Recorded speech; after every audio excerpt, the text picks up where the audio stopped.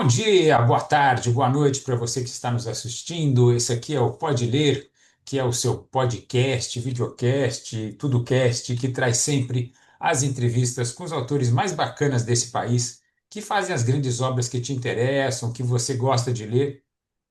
Para quem não me conhece, eu sou o Paulo Tadeu, o senhorzinho fofo da internet. Estou sempre aqui com você, ao lado desta grande sumidade da comunicação, que é o Aldri Mazei. Como está você, Aldri Mazei? Mais uma vez juntos. Fala, Paulo Tadeu! Tudo bem? Sempre uma alegria falar aqui no Pode Ler e hoje temos uma convidada. É isso? É uma convidada ou é um convidado? Eu já É revelei a uma, imagem. é uma convidada muito especial, muito competente. Estamos aqui hoje com Falando lá de ela. Minas Gerais, Ela é internacional. né? É, Terra do Estamos doce, falando o com a Ana melhor. Mendes. Oi, Ana, tudo bom com você? Olá, prazer estar falando com vocês. Muita satisfação esse convite. Quero agradecer a Editora Matrix, o Paulo Tadeu, a toda a equipe. Estou muito feliz em estar aqui conversando com vocês hoje. Ana, fala pra gente, você é psicóloga? Eu sou psicóloga, sou formada, eu me formei na pandemia em 2021, Num aqui período em bom. Uberlândia. É, né? Desafiador, mas foi bom. Muito bom. E a gente está trazendo a Ana aqui hoje para conversar com a gente, porque ela tem quatro livros caixinha publicados aqui com a Matrix Editor, e os quatro são temas muito interessantes, eu acho que vão interessar, que vão ser de grande interesse para quem está nos assistindo hoje, conhecer um pouquinho do trabalho da Ana, e dessa capacidade que ela tem de falar com temas que interessam aí para tanto para as pessoas de uma forma geral, quanto para outros psicólogos também, né? Pessoas que gostam dessa área de terapêutica. Os temas da Ana, das obras da Ana, são muito interessantes. Eu queria começar com um deles aqui, que acho que talvez seja hoje o dela, o mais vendido dela, o mais famoso, que é esse livro caixinha aqui, ó, de metáforas terapêuticas, 50 pequenas histórias com linguagem simbólica para despertar reflexões. Ana, por que que as pessoas gostam tanto desse seu material aqui, Ana? Você acha que as metáforas ajudam as pessoas a se expressar? Elas têm mais facilidade para lidar com o seu interior quando elas estão usando metáforas? Com certeza, né? Esse aqui é o queridinho, né? Que teve o maior sucesso aí dos quatro que a gente criou juntos. Fiquei muito feliz com esse trabalho aqui. O Metáforas Terapêuticas, ele foi criado com inspiração aí da ACT, que é a terapia de aceitação e compromisso, uma abordagem dentro da psicologia que usa aí analogias, né, o simbólico, para fazer a flexibilidade psicológica dos pacientes, né? Então, às vezes, se você usa termos muito técnicos, uma linguagem muito difícil, o paciente às vezes não consegue ter um insight, né? Ter uma compreensão assim, e a analogia, as histórias, né? Das metáforas ajudam eles a ter uma consciência melhor, né? E traz um resultado muito bacana ali dentro do processo de terapia. E eu percebi, né, que a ACT é uma abordagem contextual de terceira onda da TCC, né, que a gente chama terapia cognitiva comportamental. Ela tem poucos materiais, né? Então os psicólogos ficam um pouco sem recursos. E aí eu pensei na caixinha das metáforas, né, para poder auxiliar e trazer aí uma ferramenta para os profissionais, né? E como você mesmo disse, não só dentro da terapia, dentro do contexto da psicologia, mas qualquer pessoa pode utilizar ali entre amigos, fazer as analogias, conversar um pouco, né? Porque você vai fazendo algumas conexões com situações que você está vivenciando na vida. E é bem bacana. Eu tenho muito carinho por essa caixinha. Ah, que máximo. Quando você como terapeuta, quais são os grandes temas que aparecem para você, ô Ana, no seu dia a dia? Ó, o mais comum hoje é a ansiedade, né? Inclusive, o É? meu nicho no Instagram é a ansiedade, porque a gente vive numa sociedade muito corriqueira, né? Tudo é muito imediato, muito iFood, né? Então as relações amorosas estão muito aceleradas, né? Que eles falam fluídas, né? A vida, o trabalho. Antigamente, a gente pode ver que as pessoas se aposentavam ali na empresa, ficavam 30, 40, 50 anos na mesma empresa. Hoje isso não acontece, tá uma rotatividade muito grande. Então, todo mundo está muito acelerado em diversos contextos de vida. Então, a ansiedade hoje ela é o principal tema e demanda de terapia, com certeza. Mas eu atendo muito luto, depressão. E agora, muitas questões de divórcio, de relacionamento amoroso também, né? Um tema também que veio muito para terapia, e aí eu criei a caixinha Psicologia e Religião, é por conta, eu sou cristã, e aí vinha muito essa demanda de pessoas dentro da igreja com sofrendo intolerância religiosa, ou sofrendo algum tipo de abuso religioso, né? Ou algum trauma de decepção com a religião. E aí, por essa demanda ter aparecido dentro da clínica, eu decidi criar também essa caixinha, né? A psicologia e religião, que foi a primeira que a gente fez, né? Exato, eu ia mostrar e você já tá exibindo aí, que máximo. Aham. Quando você fala é interessante você falar, porque a gente já teve, acho que o Alden também sabe disso, né? Por exemplo, aqui no Brasil tem existido, por exemplo, intolerância religiosa com religiões de matrizes africanas, né? Isso a gente tem visto. Existem preconceitos e intolerâncias em relação a outras religiões também? Você percebe isso, não? Com certeza. Eu acho que tem preconceito em relação a todas, né? Assim, de certa forma. O catolicismo, pela questão das imagens, a idolatria. Aí quem não concorda, às vezes não sabe respeitar, né? A opinião e o ponto de vista do outro. Então, às vezes, acaba causando esses conflitos, né? Eu acho que o que entra muito aqui é a questão do respeito, né? E dentro da psicologia, é importante ressaltar que a gente não trabalha religião. Então, o paciente ele pode vir sendo da Umbanda, pode ser um pai de santo, ele pode ser um padre, ele pode ser um pastor. Para nós, o que importa é a espiritualidade, é a fé que ele tem, a esperança, né? Porque o que que a psicologia busca? Trazer sentido de vida para o paciente, né? Trazer qualidade de vida, prazer de viver. Então, a gente vai usar a espiritualidade para potencializar isso, né? Como uma ferramenta para isso. Então, ele está passando por um luto. A espiritualidade é um caminho, né? Para você ressignificar perdas, para você conseguir continuar, né, dar continuidade na sua vida apesar daquele luto, daquela perda. Então a religião ela tem, né, a espiritualidade um papel muito importante na nossa vida. Mas o preconceito existe sim em todas as religiões, né? E eu também decidi fazer, Paulo, por conta do número alto de padres, né, sofrendo depressão, sofrendo síndrome do pânico. E aí a gente vai entender que você ter uma espiritualidade, uma religião, você ter fé, acreditar em Deus, não te isenta das suas emoções, de sentir as suas emoções, de ter conflitos, né, emocionais. Então, é, a gente precisa cuidar do emocional e do espiritual, né? Os dois podem coexistir juntos e te trazer bem-estar. Ana, você acha que Paulo, esse preconceito que vocês citaram agora tem a ver com esse mundo de hoje que tá todo mundo quer ter razão, né? Todo mundo quer saber de tudo. Tá cheio de tudólogo nas redes sociais. Então a minha religião é mais que a sua, é melhor que a sua. Eu sei mais do que você. As pessoas não estão conversando mais, né, Ana? O que você acha? Da onde vem isso? É, assim, é bem. Inclusive, a gente trabalha muito isso dentro da terapia, né? Que são habilidades sociais. Ajudar o paciente ali em um treinamento de habilidades sociais para aprender a respeitar a diversidade, né? De cultura, de religião, porque a gente vive num país com muita diversidade. E para a gente ter harmonia, para conseguir conviver em sociedade, a gente vai ter que respeitar algumas regras, né? Então, assim, precisa de existir esse respeito, essa tolerância, essa flexibilidade cognitiva, né, e comportamental para a gente poder viver em sociedade, né, respeitando as diferenças, as opiniões, né.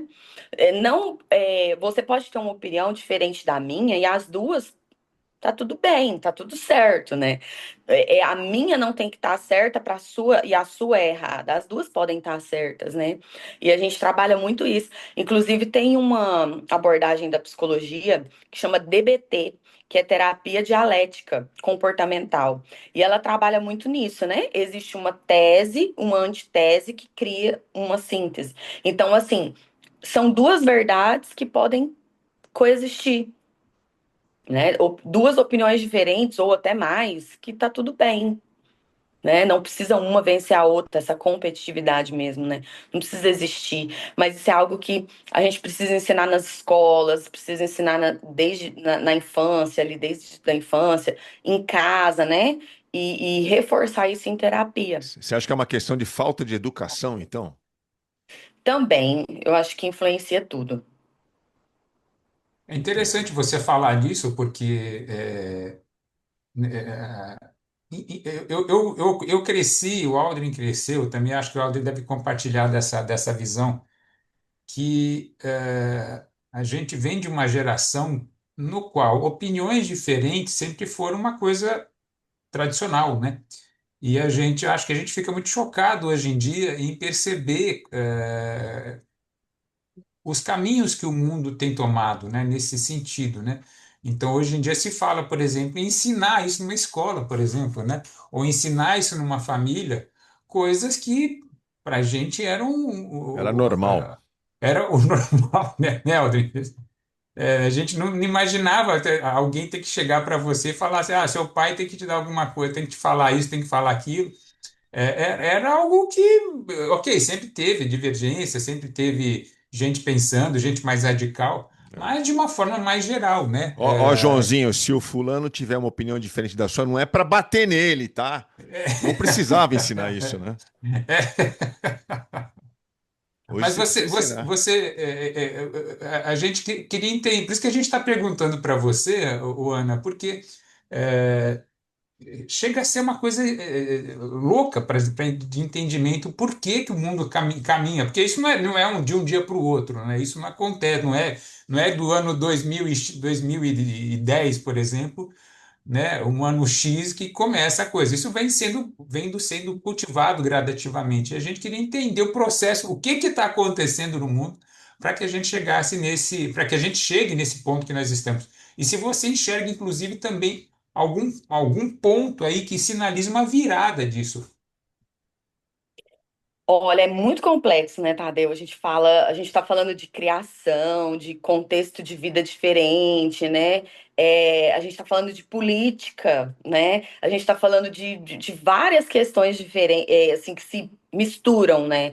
Então, assim, a gente sofreu uma pandemia, a gente vê questões de guerra, então, assim, muito conflito, muita intolerância. A gente vê isso na televisão, nas mídias, a gente vê isso dentro do poder político, né? Aquela competitividade, aquela rivalidade, e isso vai entrando também dentro das nossas casas, né? Dentro da nossa família. Então, assim, é, a intolerância, essas questões de divergência, né, de ideias, sempre existiu, como você mesmo disse, o bullying existia antigamente, né? Mas era visto de maneira diferente do que hoje em dia é visto. Feminicídio sempre existiu. A gente vai entrar em muitos termos assim, pontos assim é, complexos, né? Então assim, foi mudando conforme as coisas foram acontecendo, né? E assim, principalmente que eu percebo, a pandemia foi algo também que impactou muito a sociedade em geral, né? Foi uma coisa assim que eu lembro até do meu pai falar, né? Nossa, eu nunca vi isso na minha vida. Meu pai tem 84 anos, né? Então, assim, essa mudança do mundo tá assustando todo mundo de forma geral, né? Mas, assim, por um lado, eu tenho visto algo positivo. Depois da pandemia, as pessoas têm procurado mais terapia. Elas têm se conscientizado mais da importância de cuidar das emoções, né? Então, antes, procurar um psicólogo era coisa de louco, era uma questão tabu, né? Tinha autismo, tinha intolerância religiosa, todos os temas que hoje a gente trabalha, eles sempre existiram, mas muitas vezes ficavam ali camuflados, né? E depois da pandemia, isso começou a ter mais evidência, as pessoas começaram a ter mais consciência, buscando diagnóstico, buscando se entender, buscando mudar, melhorar. Eu acho que por esse lado é algo positivo. Não é tão ruim assim, não, né? Tudo tem pontos positivos e negativos, né?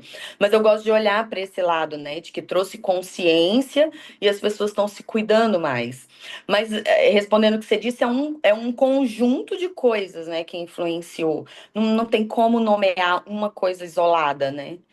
É toda a sociedade que está se movimentando e está ficando diferente, né? Questão da tecnologia, o IA, né? Agora tudo é a inteligência artificial. Então a gente está caminhando para o, né? O pessoal fala nova era, né? Uma mudança mesmo de mundo.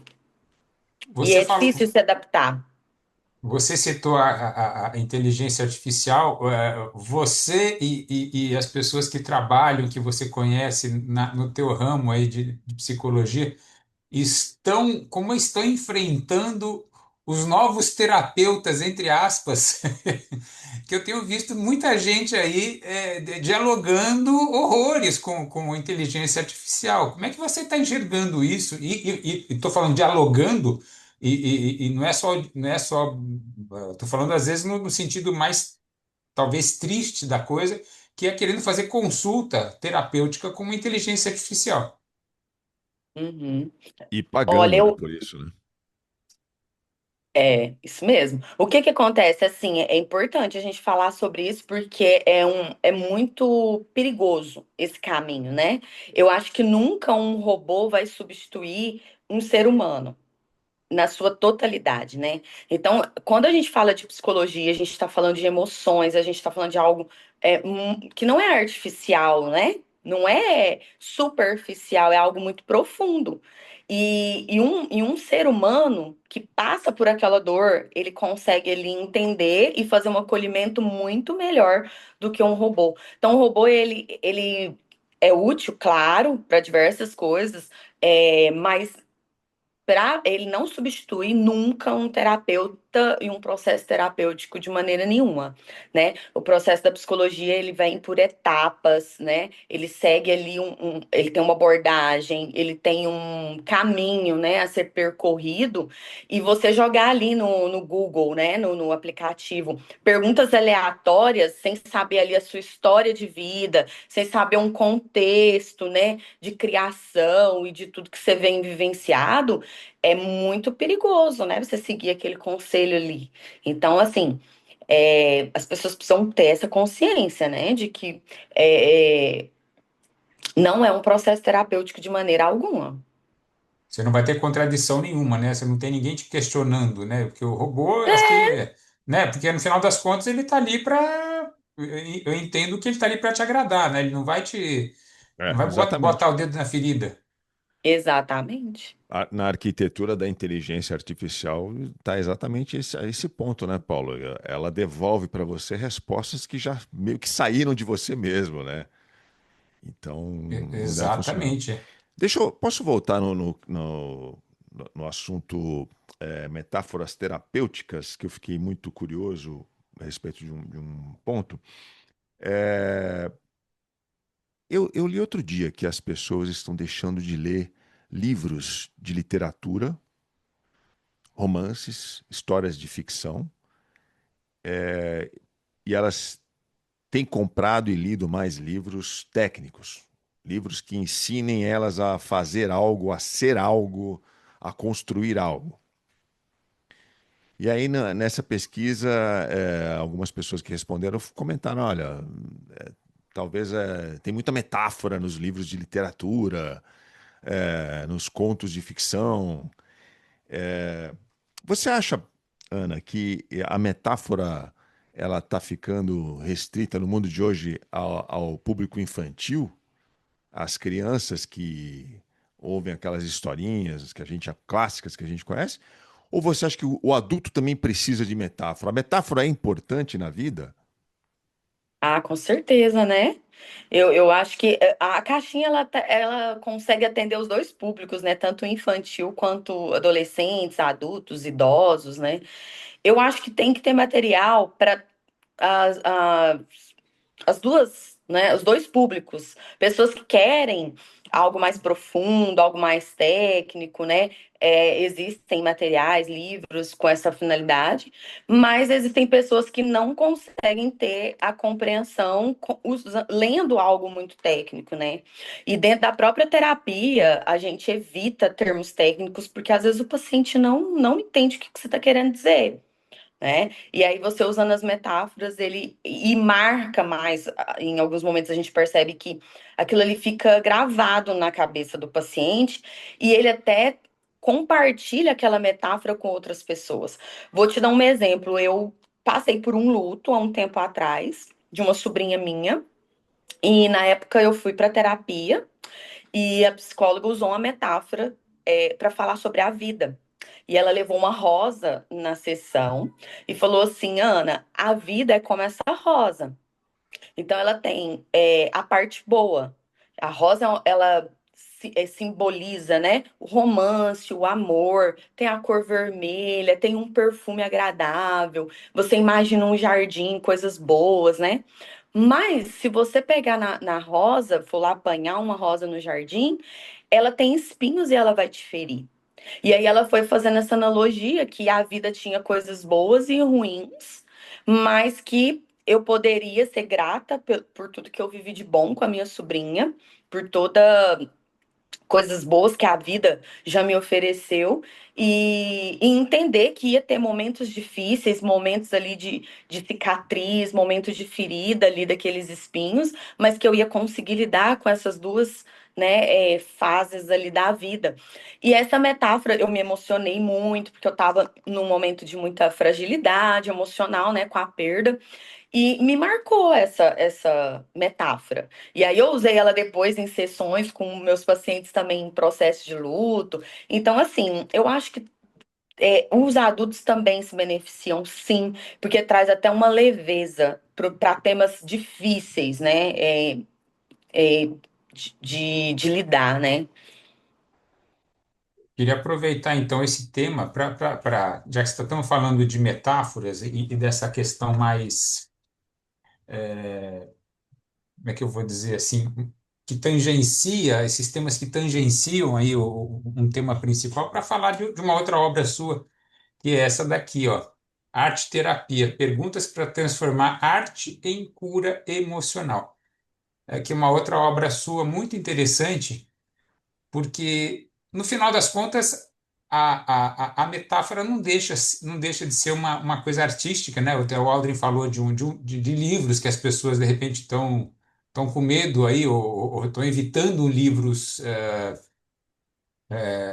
ficções ou romances, coisas do tipo, porque elas não querem, elas querem coisas mais práticas do dia a dia. De novo, a gente vai voltar àqueles temas que a gente já citou aqui, do imediatismo, né? Tudo, as pessoas querem fórmulas prontas. E no final das contas temos isso, um filme mais artístico, uma história bem contada, um livro, um Machado de Assis da vida, ele vai trazer questões, vai abordar questões de uma forma diferente para você entender de forma diferente, né? Você até citou aí a questão da religião, né? Você tem aí uma famosa pessoa que usava de metáforas aí que foi o caso de Jesus, para contar, para as parábolas, enfim, tudo isso para trazer insights diferentes para as pessoas, né? Não era uma coisa literal, né? E então eu estou chegando nisso aqui para falar então de arte terapia, porque não deixa de ser uma forma de abordagem também, a metáfora e a arte. Até que ponto a arte é vital para as pessoas? Então, aí entra essa questão, né, que eu tô falando de usar algo leve para falar também de coisas profundas, né? Então, assim, a arte, ela tem esse poder de nos sensibilizar. Às vezes você tá ali assistindo uma orquestra, ou, ouvindo um instrumento, né? A musicoterapia, a dança, um balé, tudo são formas de expressão, né? Eu tenho muitos pacientes que gostam da escrita terapêutica, que é escrever poemas, né? É, pensamentos livres ali, e tem um diário das emoções, que são técnicas que a gente ensina ali dentro da terapia. A gente orienta muito o paciente também a buscar hobbies, né? Então, a jardinagem, uma luta, um muay thai, um jiu-jitsu. Tudo são formas de expressar as emoções. Então, o paciente que tem muita raiva, que tem dificuldade de lidar com a emoção raiva, que é uma emoção às vezes difícil, né? Tem ali explosões de raiva, impulsividade. A gente orienta muito a usar a arte para a expressão dessas emoções, né? Porque ele não precisa. Ele aprendeu essa forma de expressar a emoção raiva, que é gritando, brigando, né? Sendo violento, às vezes até fisicamente, verbalmente, mas aí ele tem ali, dentro desse recurso, né, a arte-terapia, várias formas de expressar essa emoção e fazer regulação emocional dele. Então, ele encontrar ali o ponto de equilíbrio dele de novo. Pode ser a pintura, pode ser a escrita, pode ser o artesanato, né? Eu tenho pacientes que usam o artesanato para a questão da depressão, e isso ajuda muito, porque eles se sentem criativos, eles se sentem úteis, né? Ganham ali autonomia de novo. Então, isso tudo vai tirando ele do estado depressivo e trazendo ele para uma cura emocional mesmo, né? Então, a arte transforma, com certeza. A gente encaminha livros para os pacientes lerem, né? Que vai potencializar ali o resultado da terapia. A gente envia filmes, faz indicação de filmes que vão ajudar ele a entender a situação que ele está vivenciando. E tem um atendimento, Paulo, que eu atendi uma paciente com esclerose múltipla, num estado bem avançado. Então, ela não conseguiria falar comigo em terapia, fazer atendimento domiciliar, home care. Ela não conseguiria escrever, que ela não tinha mais os movimentos, então eu precisei usar outros recursos. Então eu usei muito música, ela gostava de Bon Jovi, de rock, então eu usei muita música, né, dentro ali da sessão, eu colocava Bon Jovi pra gente ouvir, e ela se expressava ali só com o olhar, né, então ela piscava os olhos, ou sorria, porque ela só tinha um movimento facial. Então, assim, eu conduzi a terapia usando muito da arte. Música, poemas, letras de músicas, né? Que eu trazia ali trechos para a sessão para falar sobre ressignificar, sobre perdão, sobre temas que eu precisava utilizar ali na terapia. Então, a arte foi uma ferramenta maravilhosa, até com pacientes assim que estão com limitações, né?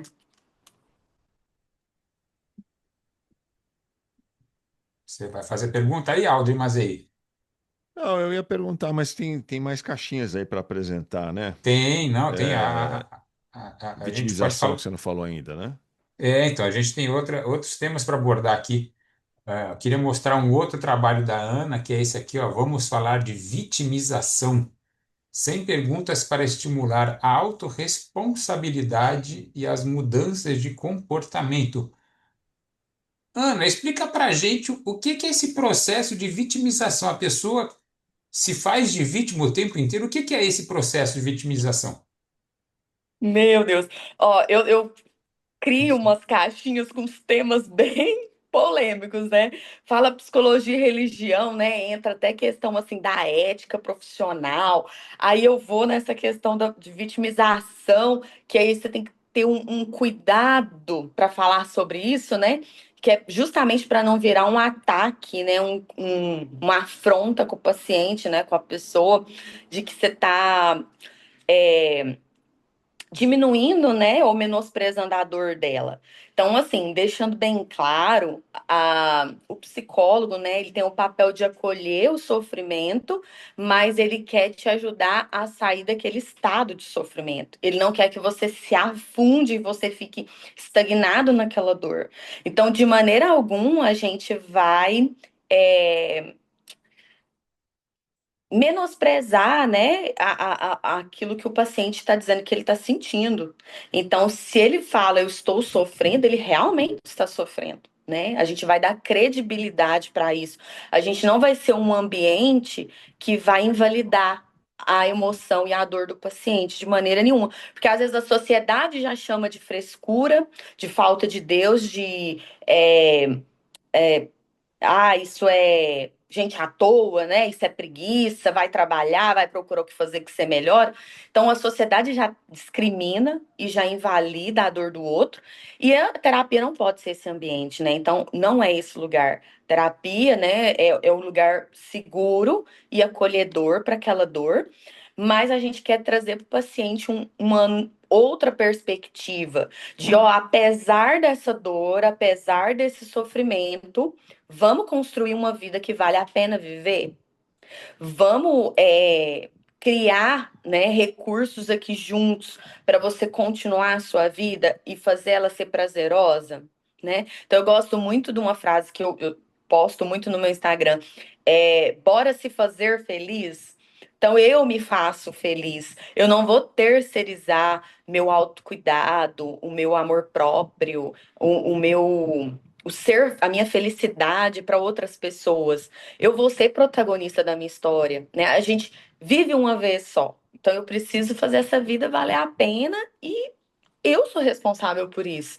Então a caixinha ela vai acolher e confrontar ao mesmo tempo, trazendo para o paciente esses recursos, né, orientando, ajudando ele e incentivando essa autorresponsabilidade, esse protagonismo, né? O que que você gosta, o que que te dá prazer, vamos viver essas experiências, né? Não vamos ficar nesse lugar de dor, porque o sofrimento, ele é algo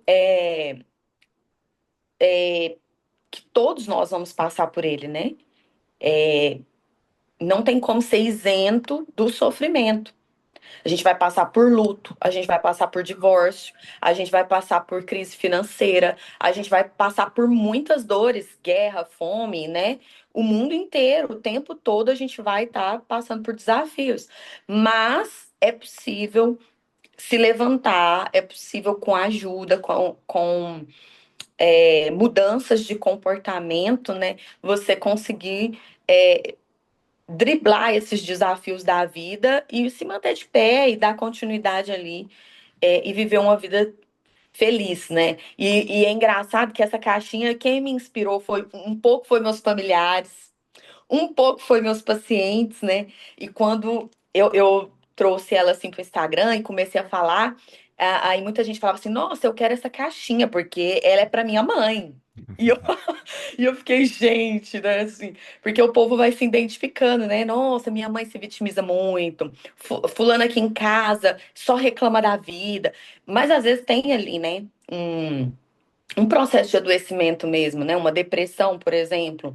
E aí o paciente depressivo ele já vai ter um olhar mais negativo para a vida, e a gente precisa trabalhar tudo isso na terapia, com a reestruturação cognitiva para esse paciente. E mas é possível sair do lugar de vítima e criar uma vida que vale a pena viver. Muito bom. Ana, acho que essa sua entrevista aqui foi muito interessante, muito maravilhosa, muito rica para as pessoas.